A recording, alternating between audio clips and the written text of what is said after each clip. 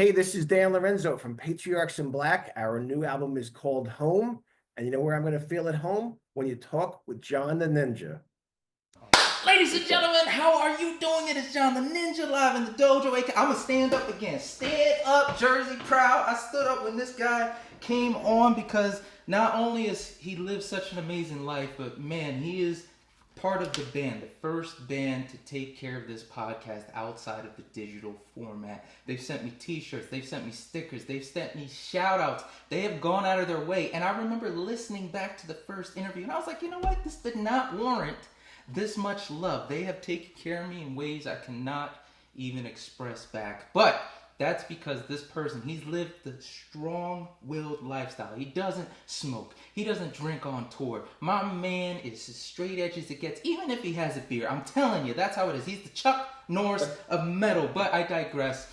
This is what you really need to know, people. The man was first exposed to Kiss back in 5th grade by his buddy Scott Galapos? Yeah.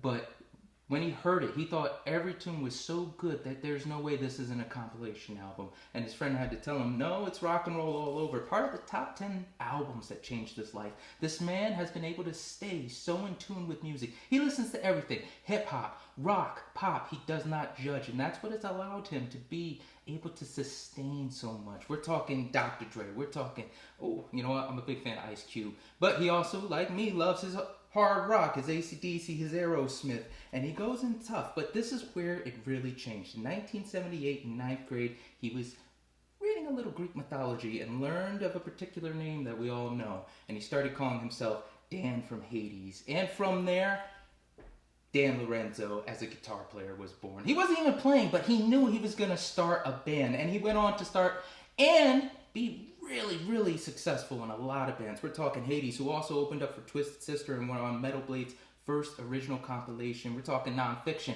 a band so ahead of its time, down tuning, that it really encompasses what the 90s scene really was. Vassal of Light and Cassius King, but we're here to talk about his passion project. That's not even a project. It is a 4 to 5 band that's been nominated for a Grammy.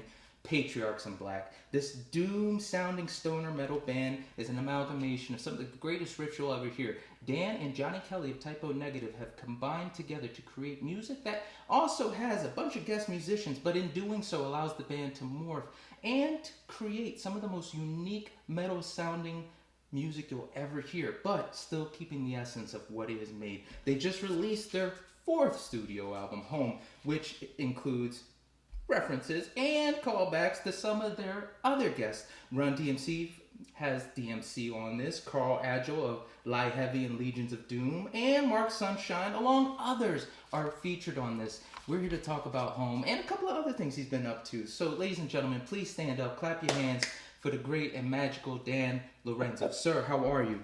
I need a better intro. I don't know if you covered everything. No, that was great. Very nice of you, John. Don't scare me like that. I didn't. I remember specifically the one thing I really wanted to say was this guy is so cool.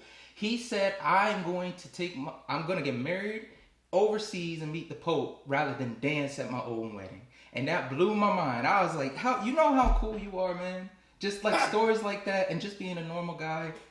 I've never even been hungover, and I'm going to go to bed by 10:15 tonight. I'm not that cool, John. I promise you. Man, I disagree. But that also leads into one of the other things, man. The last time we almost got to meet in person.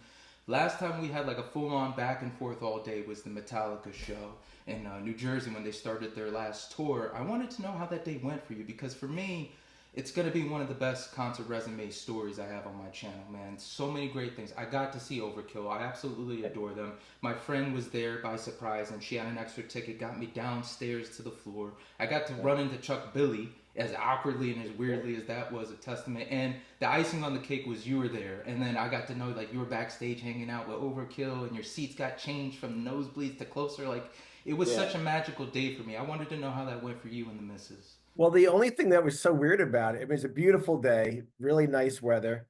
A long day because I think Overkill went on at like 3 o'clock that day. And, that's a long time in between for me, who has a short attention span. But I thought Pantera were playing and a band called Ice Nine Kills was out there. and they were okay, but it's not really my thing. But yeah, it was a great day, man. Definitely fun day. Now, as far as other stories, something I love about you is you just have this just ask method. And that's opened up so many doors. It's literally gotten you backstage to Metallica. It's gotten you all these features. I wanted to know, when was the first time it kind of clicked on you? It's like, if I just ask, it tends to happen. Maybe back in in 1982, just or 85, 86, asking record labels, hey, would you consider my band? And it's like nobody said no. It was like there wasn't a ton of labels out then, and there was Torrid Records who released the first Exodus album. And it's not like I didn't have access to a million different record labels. Like all I knew was Metal Blade and Torrid, and we got signed. Hades was on the first Mega Force compilation CD, actually. And that one I didn't ask. The Old Bridge Militia, who were very instrumental with Metallica, they actually asked for me. But yeah, so just there's no reason to be shy or embarrassed or feel bad about rejection. If you want something, I would definitely ask. You've also been open in other interviews about having anxiety and what you've done to try and deal with that. And I found it interesting, like there are certain situations where, I might be more anxious than others. It's easy to perform for a crowd, but then when it's one person, you start feeling that. I wanted to know when you noticed the anxiety, how you were able to address it, and was it that you were more comfortable performing for people with the guitar than speaking? What were the levels? I don't believe I ever had anxiety of any kind until my father died when I was 19. And I remember like walking around Paramus Park with my girlfriend at the time, and I just felt like everything was getting tight and I was hot and my heart was racing. And I didn't know what, and it's probably part of it was I drank so much caffeine back then, John. But and they'll say, oh, caffeine doesn't create, give you anxiety, but it does increase your heartbeat, and that could give you anxiety. But I do remember being on stage and being so nervous one time. I was actually hoping I broke a string so I could get off the stage. But I got on Lexapro, the lowest dose, like I think it was 12 years ago or so, and it's been pretty good since then. But it goes back and forth. Like I was playing basketball maybe 15 years ago, and a buddy of mine just went down and had a stroke. And then I started getting it in my head that could happen to me. So I'm playing basketball, and there'd be 10 guys, and or 9 guys. I run to the court, just start playing, and the full court happens. And then next thing you know, you're out of breath and you think, oh man, am I dying right now? Like, or can but if you stop the game, there's nobody else to play. So, it's something. I was watching Justin Broderick from Godflesh last night for the first time in my life, actually, ever watching an interview with him. And he said everything makes him anxious. So fortunately, I was never really that bad, where it's not like everything made me anxious, but if I'm on an airplane, there's some turbulence, I can definitely relive those memories. But it's been pretty much under control for a while, though, fortunately. And we're going to hit the basketball aspect in a second. We got some stories, but I really wanted to know, your dad gave you some of the best advice when you were younger. It's like, put all your eggs in the basket, and you always have. And I felt like just from the little bits and pieces that we were able to gather from not only your documentary, but other stories and interviews, he left such a strong impact. It always correlated to me. Like when you met the missus, you were like, that's it, we're done, I'm out, I'm going to go 100 on this in the wedding. Yeah. And it just, for me, felt like it was a presence of like, that seems like something an example his dad put on him. So I wanted to know, what were some of the finer examples that you still take from him that you remember fondly of dad? The 2 things I remember the most about my dad as far as examples, I mean, and probably it's the worst advice you could give somebody, is to put all your eggs in one basket. Most parents would say the opposite, but my dad did say that to me: be the best at something. And I haven't found that something yet, but I also remember how like he was so against racism and he was so against adultery. And I remember the conversations regarding racism and adultery like they were yesterday, honestly. And it just, like it wasn't even, I hate to say so much, it wasn't even a big talk. It's just that he told me how he felt when some other guy was cheating on his wife and when some other guy used the N-word. And it wasn't like he told me, hey, you got to be like this. Or he just told me he was not happy with either situation. And it just made a big mark on me as a young person. It's probably 2 of my favorite memories of my dad that feel like I said, like they were, they doesn't feel like they were 45 years ago or whatever it was. But obviously they made a big impact on me. Just thinking about like how you said you were drinking the cups of coffee, because rumor has it you are a workhorse. Apparently your mom was drinking 4 cups a day while she was pregnant with you. So I always wondered, hold on, I can't even do math. 6? Yeah, I don't like coffee myself personally, but yeah, my mom's amped, so I'm amped, you know. Oh man, I would ask her like, what? Why that, Mom? Why? You know, I was in there. What was the feeling? So basketball, man. I am so befuddled. I'm confused. I'm upset. I'm hurt that you're not a Nets fan like me. You went overseas. You went to New York, and you're a Knicks fan. And I absolutely am happy you guys are doing great, and you had your moment at the playoffs. But I had to know what got you into basketball initially. The 1990s Knicks, I remember I was way more into baseball when I was younger, and then I didn't care about any sports for many years, but I started watching the Knicks, and I remember very well watching Xavier McDaniel. He looked like a boxer, and then the same thing with Anthony Mason. He looked like a boxer, and they were fighting, and it was great. It was like really aggressive defense, and then John Starks was my guy. So that team, the New York Knicks, and then I started playing when the Knicks had so many fights. They suspended people against the Heat in 1997, I believe it was, and that's when I started playing basketball. Like the day that the Knicks were eliminated, I'm like, oh, my season can't end, man. And I'm gonna go outside and shoot some hoops, and I never stopped, you know. And man, I'm just still trying to remember. It was Hawaii where I think it was Julius Randle you guys ran into, and you were like, man, you got to come to New York. Come on, bro. Yeah. And he wanted no part of it. Well, you remember everything, John. You live such an amazing life. It's like one of those things you understand when you're playing and you have to figure out the riff or you have to figure out what they're doing. That's your life. You just have this one thing after another. It's like I have to dive in more because you're so humble. I love how Johnny, when I had him on the podcast, was just nothing but praises of you, man. Especially for a guy who had to tell his most beloved friend, like, bro, we gotta hurry this process up. Come on, time's ticking. And with you, he's just like, yo, he's a machine. He just pushes out the music. He pushes out the music. Back to the music now, and combining the basketball, I still love the groove on Mourning This Life. It was off the first album. Man, that's one of the few songs I was like, I gotta pick this up, and we're not changing the tuning. We're gonna figure this out how we did it with E standard. And the thing that caught me was the vibrato at the end of the riff. You have a very unique vibrato, but it was due to a basketball injury. What was that basketball injury? Because again, you found basketball later in life. Just getting my fingers smashed all the time. Like right now, my right hand, which doesn't affect that so much, like my middle finger is all bloated from getting a jam. But I think my 2 fingers on my left hand have been smashed and bent so many times, and yeah, it gave me less dexterity maybe, but it gave me an interesting, unique vibrato, I believe, you know. I like my vibrato, you know. I don't love a lot of things about my guitar playing, but I like my vibrato. It's kind of weird and a little different. You know, something I found interesting, because you're still able to keep up with dudes. You always proclaim your age, and you're dealing with people a couple of decades behind you, and you're still keeping up. You're still able to keep pace. And you attributed that to staying clean on tour. You know, you'd be the one that's up. The guys are still sleeping till 3. The friends you have on the crew, they're working. You can't really hang out with them. I wanted to know what were some of the positive moments, or if any stories arose from like, you know what, I was up at like 9 a.m. and someone just happened to be there and we got to meet. And it was really cool because the way you lived it's gained years to you, your health-wise. Yeah, you know, I don't know if I ever met anybody on tour because I was up so early, but it's just, you know, I mean, I have a lot of friends right now who are musicians, and, you know, they don't have a 401k and they don't have anything because they're still musicians and they're living the life off the books and off the grid. And some of them have had to go to rehab and stuff like that. So just, you know, the fact that was never a part of my life, it's done well for me. And I don't like the taste of beer, but if I go to Key West, I will have a Hod's Punch, I think it's called.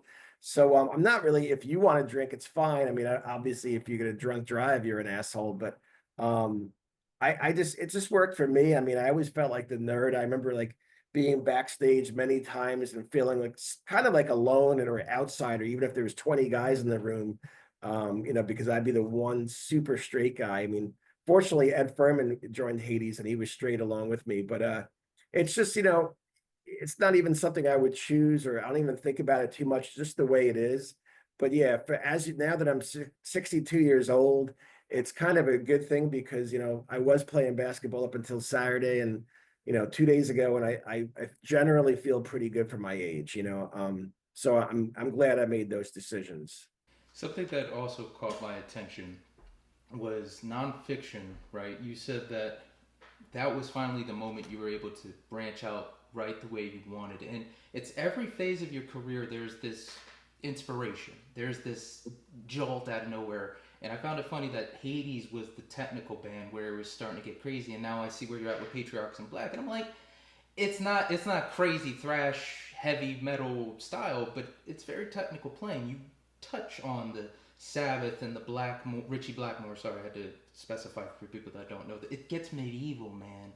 And, Yeah. And I wanted to know, what is it about Patriarchs in Black now, where you made a statement saying you would want to end your career on this, on Patriarchs in Black, because when nonfiction came out, you were 100 like this is it, and now you're here again, but it's just so much more technical. It's so much more grounded. I'm going to say, looking back, Nonfiction and Vessel of Light were my two favorite bands, but Patriarchs of Black, I'm going to say it's more of a project than a band. I mean, call it whatever. We haven't done any shows, so I think it's more of a project, but it's just so fun working with, you know, 7 different singers an album, because at this point now, John, if I did an album with just one singer and I would send in the songs, and even if it was a great singer, it's going to come back and it's going to all be the same singer.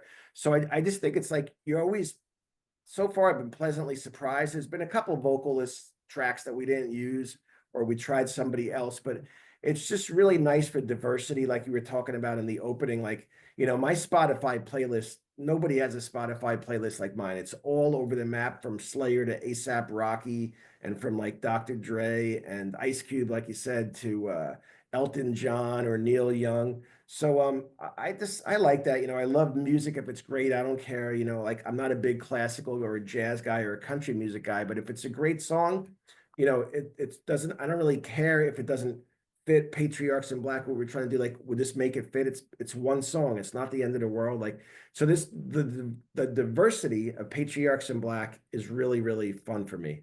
Something I also loved is your openness. You and the missus were traveling. You were looking for stoner rock because that's what she's into, and then you found Nathan the Opposition's band, Right. and Vessel of Light came out of that. He's a known Satanist. You got your religious beliefs with Jesus tattoo, which is pretty tough in itself, man. I see why you're doing well in the court. You're protected. But something I found interesting is when you write, things will come to you, right? It'll be in your head. And you had a song like Sing for the Devil. And you're like, well, what does that mean? I wanted to know if you've had that back and forth in your mind of like something came up and it's like, ooh, that's too much. How were you able to come to the idea of like, you know what, let's let the idea come out fully and then we'll see what happens? Because with him, you said like, hey, these are my only parameters, I don't want. After that, say anything, murder, kill. But how did you use that internal back and forth? Was there a struggle with when things like that pop up musically? The only time it really happened that I can think about it was Sing for the Devil. I was like, I don't want to have a song. Like, why is that reverberating through my head? Then I'm like, oh, we'll put a question mark on it and we'll talk about, you know, a guy who the devil is, you know, another word for the record business, or the evil white man in a suit who wants to take all your money, you know. So it kind of ended up being about that. But yeah, that was the first part that jumped out for me, was the chorus, Sing for the Devil. And I'm like, what does that mean? Like, why would I write that? You know, like, that's not me, you know. So I was definitely perplexed, and it took a little while for me to figure out where the song was going in my head. But yeah, those are some of my favorite songs actually, where some of the lyrics start jumping out at me, melody line, and I'm writing like the song Beeline. Now that I'm older, I'd become emboldened to tell you exactly what's on my mind. I'm like, where is this going? What is this song about? I wasn't even sure. And then I'm like, oh, it's about a guy and a woman who are like married, but they're kind of fighting like 25% of the time. You know, they hate each other 25% of the time. They love each other the other 75%. And the song just developed from there, you know. But yeah, sometimes it's weird. Like, why is something in my head? It happens a lot with me, John, where I'll hear, I think, a riff. It's in my head, it's great. I go upstairs and it's terrible. I play it on the guitar. I'm like, this is no good. And then I go downstairs and I hear it again. I'm like, why am I keep hearing this riff? It's not even any good. And then I'm like, oh, it's not a guitar riff. it's a violin, or it's not a guitar single note riff. There's some other notes that need to be there that I'm not figuring out in the guitar. So a lot of times I'll hear stuff in my head and then I really got to figure it out. And it doesn't always happen in 2 seconds, but normally it does, thankfully. Because that was another question I had. Do you always assume it's a guitar riff in your head? Because my issue is I have songs that pop in my head same time, 3 a.m. That's when our tenders are working. But it's not guitar, and I don't have another way to translate it other than guitar. So is there ever a time you just knew it's like, you know what, this sound is definitely not guitar? I think I always want to figure it out on the guitar just to save it and see if that's what it was meant to be. But like the song Frisian was one of those songs where I kind of wrote it. I think in hindsight, I probably knew right away it wasn't for a guitar. It was probably meant for a violin, just because we've been using a lot of violin lately. So it didn't take me that much time to ascertain that that's what was in my head at that moment. But yeah, it's weird how, like you said, sometimes these things happen at 3 a.m. Fortunately, it's been happening more for me in the morning when I wake up. But it's not to say that's how I always write, because I would say 80% of the time or so, I write with the guitar in my hand. It's just some of those songs that I write that are not when the guitar's in my hand are my favorite songs, actually. Was Empty Cup one of those? No, I don't believe Empty Cup was. No, I think Empty Cup, I messed around on the guitar, but from the new album, Frisian and Beeline were in my head. Yeah, those two songs were definitely in my head. Oh, and the guitar riff and The Call, that was thought of in my head before I figured it out on guitar. The Call was the first single I was able to get my hand on. And it's definitely, when Johnny said this album is, recorded, it isn't a compilation, it has its own identity, and it's the strongest at showing that for Patriarchs in Black. When you finally had all the songs, what about The Call made you say, you know what, this is the one we have to pick out? Actually, people also know this is off the new record Home, out now. Check the link below. Well, I thought it was just, when I wrote it, I was like, this is a big one. This is really big. And the interesting story of The Call was I wrote lyrics and melody for it that I was incredibly happy with. And I asked Karl if he would sing it, if he wanted to hear what I wrote. And Karl said, no, man, I want to do something on my own. I'm like, so if a month or two went by, I'm like, Karl, please, could I send you me singing this? Like, with my lyrics, they're really, really good. He's like, just give me another month. And then another month went by. I'm like, Karl, please, I have this all in my head. It's all mapped out. He's like, I'm going to go record what I'm doing. And I loved it. But it's so funny because I have a completely different song in my head for The Call that would probably be interesting to record someday, but I love what Karl did. And it took me a few listens to get my stuff out of my head, the vocals. But yeah, Karl's great. So much, beautiful melody line, beautiful voice. I love everything he's done for Patriarchs in Black. So to me, it was an obvious first single, because you don't want to scare people out of the box and come out with a song with, like the DMC song, Where You Think You're Going, where I have an opera singer and a teenage girl singer. Let's stop there, man. That was the Diary of a Madman on this album. I was like, stop the presses, drop the bomb, because you've developed such a beautiful relationship with DMC, and he's been very vocal. He's name dropped you in songs. The Scary Movie that's about to have that song with you, and the fact that you don't anticipate people in a certain genre to be able to be so not open, it's fluid. And I think the beauty of this song really was everything. Beautiful lyrics, the way he delivered it, the strings, the opera singers, man. Could you also again I'm gonna have to really break down your thinking of when you got this, because this really was the one I was like, this is Patriarchs in Black, baby. This is what it's about. So I wrote the riff and I'm like, okay, this could just be a thrash song, but it's not going to be a thrash song. And I kept, I played in my car. I recorded it at J Rod's house, just the guitars. And then I'm singing to it in the car, and I hear an opera singer. And one of the guys I play basketball with, this guy, Dave, is a professional opera singer. And I told my wife and I told Johnny Kelly, I'm like, I got an opera singer for this song. They're like, I don't know what you're talking about. This, whatever, just try it out. And I kept singing it to my wife, and she's like, I don't know what's going on here. And usually she knows right away, like she understands what I'm trying to do. So I had Dave come up and sing the parts that were in my head, and he had never been in the recording studio. So he comes in, supposed to be there at 6 o'clock. He gets there at 10 after 6, does everything in an hour, and it's perfect. I'm like, this is great. And then Gina and I met this, I'm going to say a little girl, a young woman. She just turned 18. She was singing at the farmer's market in Ramsey, and her voice is beautiful. And I wrote a female part for her. So again, I told her to come to the studio at, whatever it was, an hour later. She's there right on time. She'd never been in the studio. She does her thing. So now, like, everything's finished, but there's still no drums for the song. And Johnny's like, what am I doing with this? I'm like, you can't play a beat. And I mapped something out like, and he did something off of that. And then he added his own ideas, of course. It's probably the only Patriarch song where I sort of told him what to play a little bit. But I finished the song. It's mixed. And Johnny Kelly said, no, man, it needs another singer. I'm like, this is what I've been hearing in my head for this is finished. He's like, no, it needs another singer. I'm like, DMC. He's like, no, that's not what I hear. Send it to DMC. DMC's like, oh my God, I love this. And right away, so it all came together. Like, it's funny how Johnny had to push me to add more vocals. Johnny wasn't sure, he didn't envision DMC on this song, but everything just worked out perfectly. And it was because we were willing to take chances, The back and forth you guys always have. It's always comical when I hear the stories of like the way he wrote with the other guys, like him and Kenny always going back and forth being brutal. And then when we hear stories about how you guys, it's like a simple like, no, it needs a guitar solo. And you're like, no, I don't need it. It seems to be the same fight every time. Yeah. But the fact that you guys are so open with each other and it's just a simple like, it's a small clash, but it ends up creating something as beautiful as that.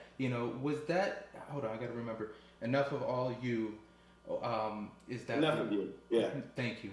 That's a song I was like, my man is killing it on the solo right now. And I was struggling. I was like, tell me this man didn't have to fight him to get this solo on there. Please, the bluesy sound. We didn't have that discussion once for this album. All the solos, actually, that's right. One song, he told me to add a little guitar solo, and I did. Storm King, a little tiny solo.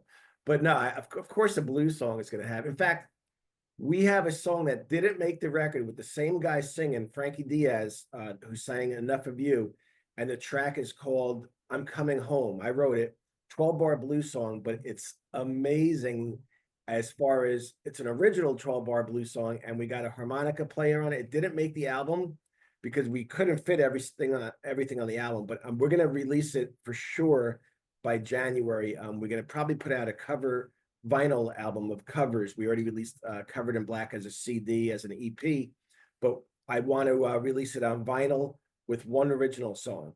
And the blues has got to have guitar solos, of course. I have to say is my personal favorite as far as this album is Chaos. That is metal through and through to me. And I had an interesting interview recently with Brian Tatler of Diamond Head. One of the heaviest riffs of all time, Am I Evil? And I had to ask him what he defined as heavy. And his answer kind of took me back. It was a little bit more of like chugging and moving along. And the past, especially with the non-fiction songs, especially the stuff you've done with Patriarchs in Black, I wanted your definition of what a heavy song was and where you would rank this song among the Patriarchs in Black songs. It's a great question. So to me, heavy is always what evokes a depressing or sad image. Like, to me, one of the heaviest songs I'll ever hear in my life is Angie by the Rolling Stones. Now, why? It's an acoustic song. Because I was in the second grade, my mom was in a psych ward, and my dad brought me to see her, and I heard the song Angie by the Rolling Stones, and it was like, I'm in a ward, my mom doesn't know who I am. It was so depressing and so sad. So, like, there's songs like I'm Going Through Changes by Black Sabbath, who that guy Youngblood did such a great job of recently. To me, that's still heavy. It's not heavy like, banging your head heavy, but it's such a heavy imagery that goes in your mind. I'm going through changes, and it's just so sad and evokes such emotion. To me, that's what heavy. I know what Brian means, like Am I Evil? Of course, that's a heavy riff, but I believe you can have a heavy song, really heavy song, that could be just violins. It's just, if it makes you feel, it makes your heart heavy, it's heavy. That's a very interesting way to put it, because I always think that the very doomy sound from the distortion, and now you've put it to like, what an acoustic song could be is just as riveting. It's a spiritual thing. Yeah, what Sunshine did to Celestial Yard, I was just like, man, this song can make people cry. His melody line is just so beautiful and so heavy, even though it's an acoustic song. This album was named Home, and you've always been in tune with reality, and you assess things. And you guys, you and Johnny, you guys are happy-go-lucky, but the music you create is not all the time, but a lot of sad, a lot of darker, a lot of, Yeah. I would say not mystical, but the understanding of like we have to address the darkness in our humanity. And Johnny had someone pass, your cousin passed away from ALS. When was the moment you noticed, like, you know what, maybe this is a sign for this particular album to be called Home?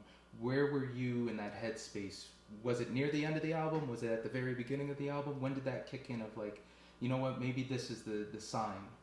Yeah, I think I remember telling some of the guys in the band, hey, feel free to drop the name home into the lyrics if it fits, because probably right around October, November, when Johnny's mom had already passed and my cousin was about to pass, the word home just seemed like the right title for the album for me for multiple reasons. Just home has so many definitions, and I've explained it previously and in the press release. But yeah, it just to me, it's again, it's a heavy album title.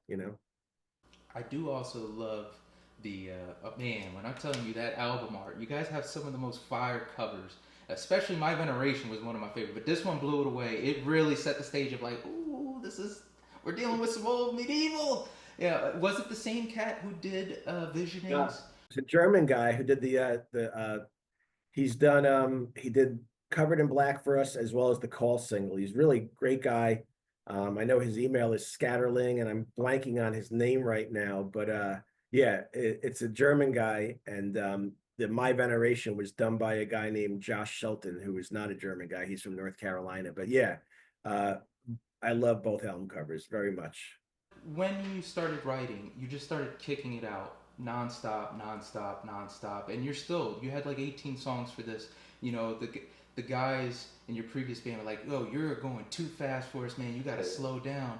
And recently, I heard that they told you like, "Man, you're giving us too much music. You know, slow down." And you actually stepped away for a little bit from guitar and said like when you went back, you know, it took you a little bit longer. In my mind, I was thinking like this is probably the best time to, you know, screw you guys. I'm gonna keep writing and writing and writing. You keep up with me. But even if whatever happens, at least we have it there. I wanted to know what you were thinking when you said, okay, this might be a good time to slow down. Was it more of you wanted the break too?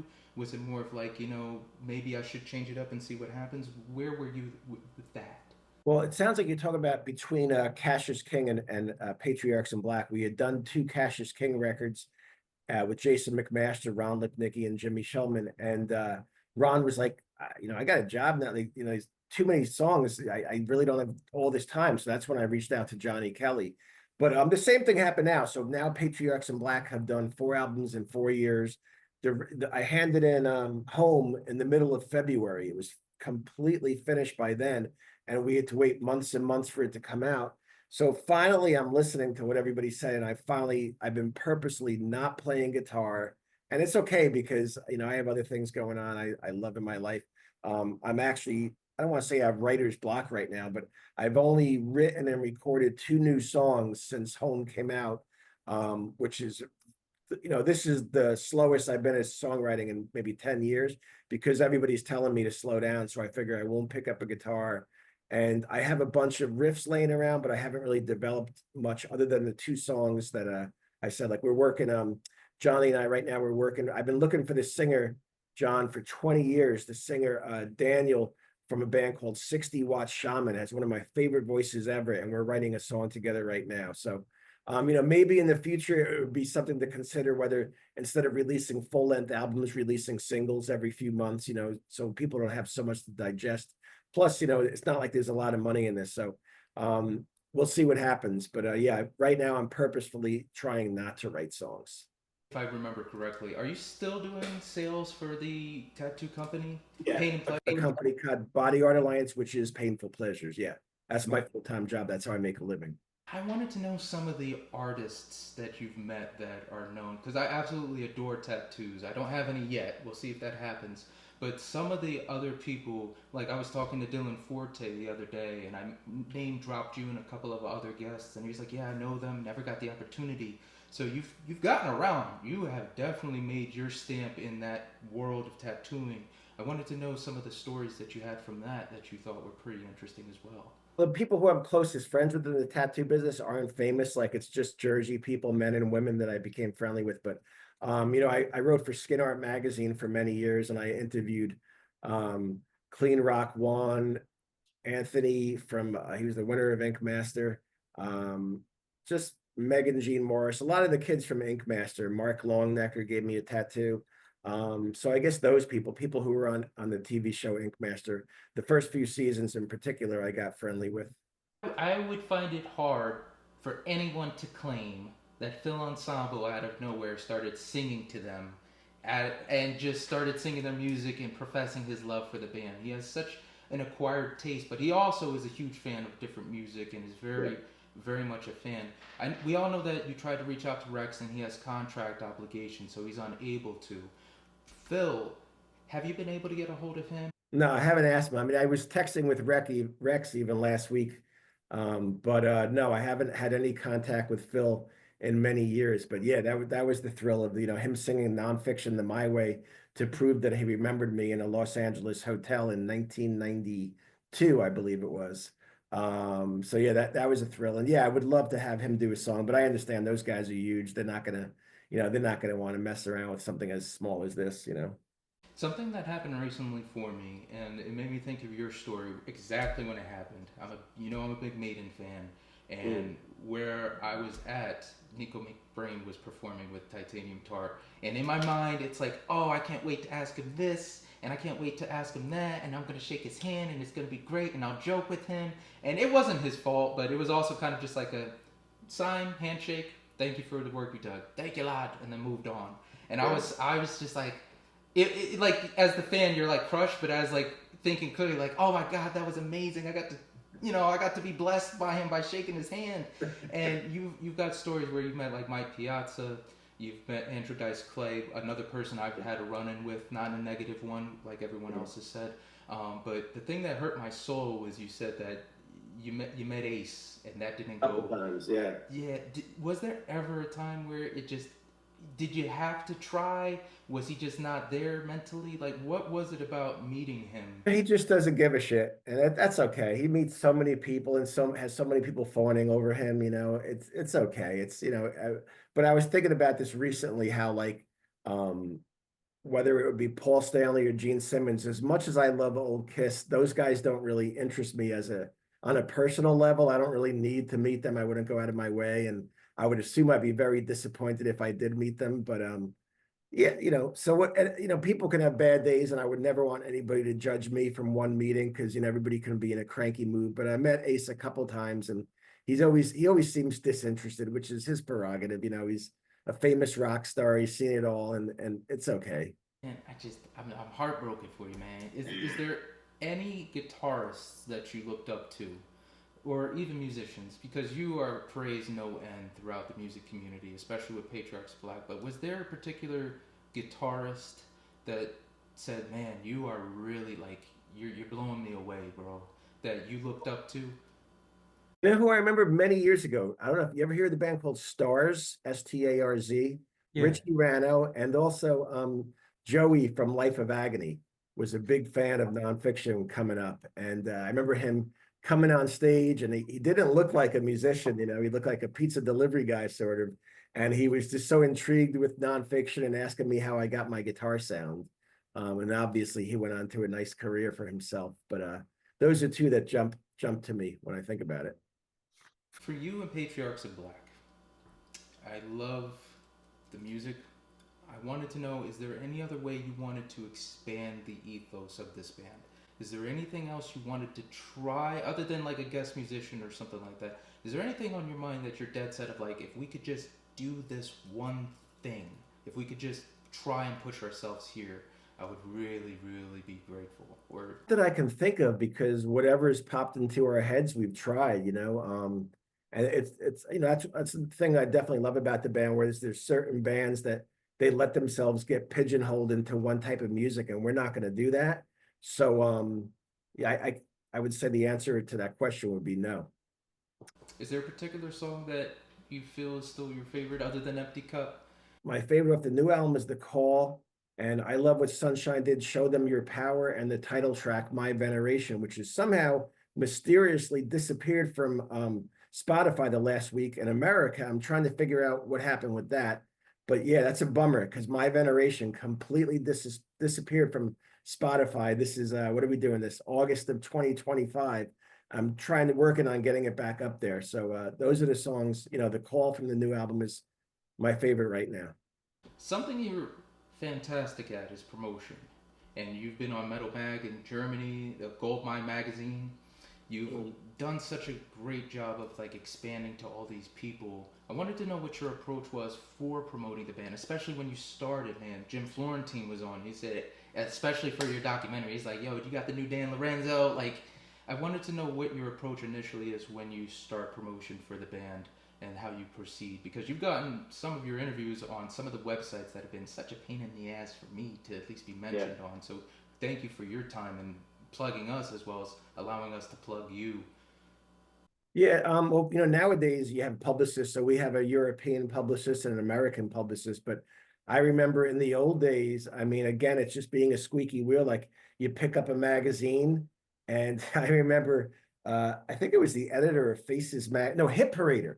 I mean, I actually called him, and he couldn't believe I called him, and I just said, hey man, you got to put me in your magazine. And he was so blown away that a guy in the band would actually pick up the phone and dial the phone number. And I wasn't, not afraid to make that cold call. And I haven't thought of this in decades, but just stuff like that.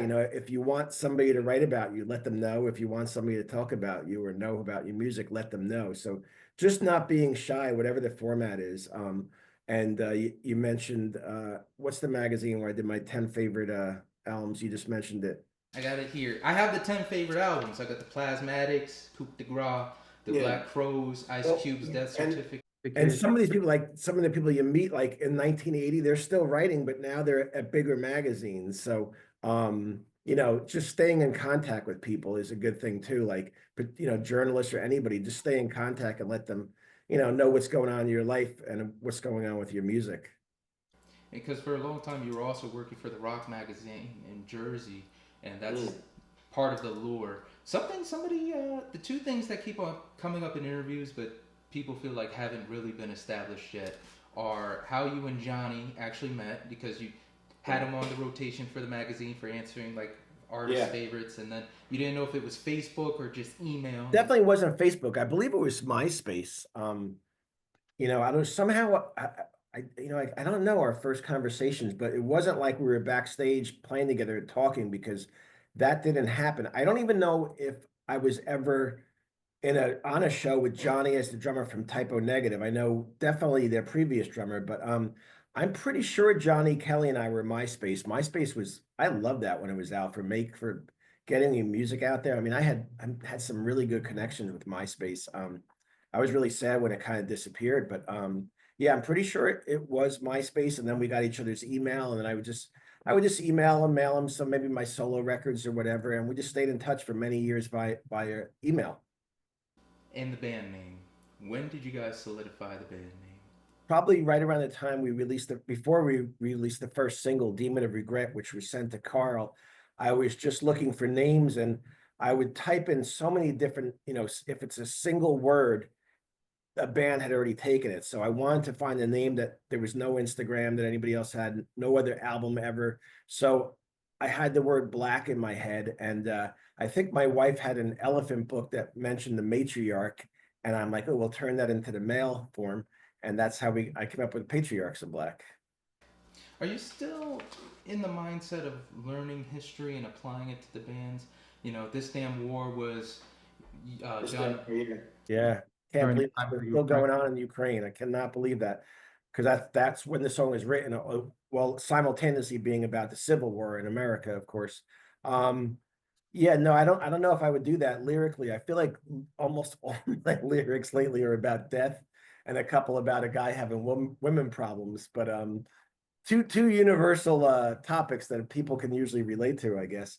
But I don't, musically or lyrically, I don't give things so much thought or map things out. Like I just let it happen naturally. I never try to never have preconceived notions as to what type of song I want to write, because whenever I have done that in the past, it didn't work. Have you ever had experiences spiritually outside of music? Because again, I keep on thinking of Vessel of Light and just how cool it was that you were just inspired to play again, and then you dropped off, and then you're inspired again. So you're very in tune spiritually with music and artistry and that sensitivity. But I wanted to know if you ever had spiritual experiences where it's like, you ever have that one? It's like, man, we stayed in that hotel room. It is haunted, man. Things were moving. Yeah. Or are you a little bit more conscious because you do believe in the afterlife to a particular extent? Not so much for anything musically, but just in my life, I felt like my father's given me signs multiple times. He died on March 23rd. I have a couple 323 tattoos, and the number has popped up for me a lot, really an abnormal amount of times where it seems like it can't be a coincidence, and people could say, oh, you just notice it. But that's one that certainly comes to mind. I always ask at the end of the interviews, what's the best piece of advice? You've already been posed that question here. I wanted to know, what is the worst advice you were ever given, and if you followed it, or if you were, able to be like, hey, I've seen this before, let me stay away from that, and it ended up having a good impact on you reframing from that advice.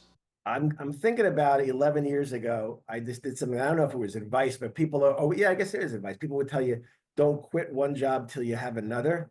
And my boss at the time did some stuff that I thought was not cool, and I told my boss to fuck themselves, and my boss fired me. And it was terrifying, and I was kind of regretting it for a couple days, but it ended up 16 days later, I got a job with Painful Pleasures, and I've been there almost 10 years now. So it was really the best thing that ever happened to me. So I just think, stand up to bullies. I remember one of my coworkers kissing my boss's ass after he reprimanded him in front of the whole office.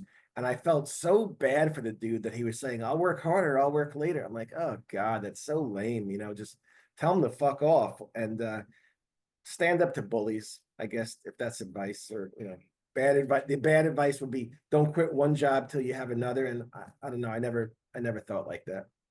But that's the good karma, man. And you just have such good energy that everybody appreciates. So, guys, ladies, gentlemen, rock stars, rockettes, rappers, go check out Patriarchs in Black, the Grammy-nominated Patriarchs in Black. Home is out now. I'm telling you, it's fantastic. You can find him on Instagram, Patriarchs in Black. You can find Dan on IG, Dan Lorenzo. Go to Facebook for Patriarchs in Black. Also, check out his documentary. It's all about the riff. It gives you a really quick idea of where his mind is when he writes, the history that he really is encompassed, being a New Jersey legend. And guys, I'm telling you, 100% go buy the CD, the vinyl. Something about this band, the physical copy, changes the sound, it changes the tune, and it truly resembles what it was meant to be. I stand on this principle. I got the first album. Ever since, I had to get every last one of them on physical copy. It changes. So go buy the album. Good sir, thank you for gracing us. Thank you for your time. And thank you so much for taking care of us. You